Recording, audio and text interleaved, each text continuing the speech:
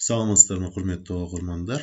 Бүгін 3 түбір астында 26 плюс 15 түбір астында 3 деген өрнектің шешімін табуды үйретейін деп тұрмын. Енді бұл есеп күрделі, олимпиада есептерінде келеді. Олимпиада есептеріне дайындық кезінде қажеті болады, студенттерге қажет болады, мұғалімдерге қажет болады. Соны қалай шешуге болады. Енді бұл жерде мынандай идеяға келтіре алса керемет болады. Әртүрлі әдістер бар. А плюс Б соның кубы келтіре алсақ жақсы. Егер келтіре алмасақ, онда шығару жолымен қарастыруға тура келеді. Мен ұсынып отқан жолмен шығарған тиімді деп ойлаймын. Себебі қарайық, нақты шешім алуға болады да. Так, енді мынандай әдіс ұсынып отырмын. 26 плюс 15 түбір астында 3-ке біз оның түйіндесін қосамыз. Сонда бірінші өрнекті А деп белгілеп алсақ, екінші өрнекті Б деп аламыз. Сонда жауап X-ке тең деп аламыз. Енді бізге осындай қосымша нәрселермен жұмыс істеуге тура келеді. А дегеніміз 3 түбір астында 26 плюс 15 түбір астында 3, және Б дегеніміз 26 минус 15 түбір астында 3. Енді кубтық түбірді құрту үшін екі жағын кубтайын. Солда А кубымыз тең болады 26 плюс 15 түбір астында 3, Б кубымыз 26 минус 15 түбір астында 3-ге.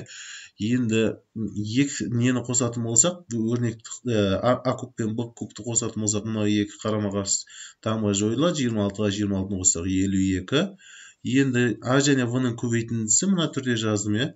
3 түбір астында 26 плюс 15 түбір астында 3, 26 минус 15 түбір астында 3. Екеуінің түбірлерінің дәрежесі бірдей болғаны үшін бір түбірде А квадрат минус Б квадрат деген қысқа көбейту формуласын пайдаланып есептей саламын. А квадрат минус Б квадратты. Сонда жауабымыз 1 шығып тұр. 1 шықса, енді бізде бар нәрселерді анықтап алайық. Шатаспау үшін, А куб плюс Б кубымыз 52 болды. Және А көбейту Б'мыз 1-ге тең болды.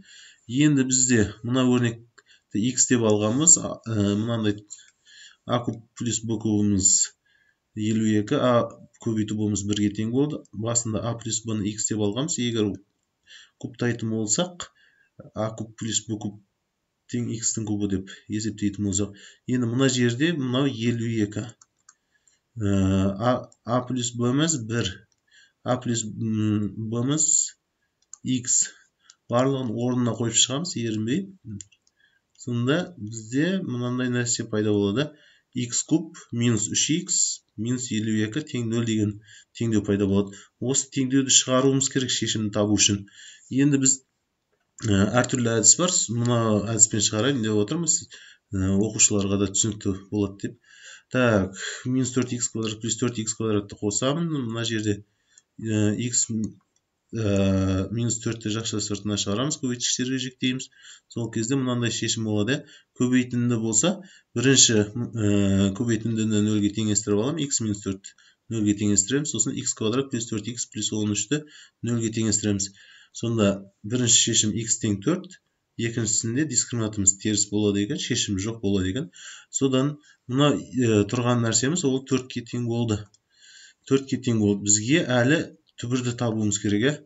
Енді 4-ке тең болатын болса, бірінші өрнекті M деп белгілеп алам, екіншісін N деп белгілеп алайық. Сол кезде M және N-нің қосындысы 4-ке тең, M мен N-нің көбейтіндісі 1-ге тең дейміз та. Енді бұл жерде тағы M мен N-ді табу үшін системаның теңдеулер жүйесін шығарайын. Бұл жерде квадрат теңдеуді есептейтін болсақ, түбір астында 12 шығады, дискриминанттың квадрат теңдеуді. Бұл жерде 12-ні және M1-ді табатын болсақ, 4 минус түбір астында 12 бөлінген 2, яғни 2 минус түбір астында 3-ке тең болады екен. Және M2-ні табатын болсақ, 4 плюс түбір астында 12 бөлінген 2, яғни мына дегеніміз 4 көбейту 3 қой түбір астында, яғни 2 түбір астында 3 қой. Қысқартқан кезде осы шығады екен. Сонымен шешімді таптық. Шешіміміз 2 плюс түбір астында 3 екен. Тыңдағандарыңызға рахмет.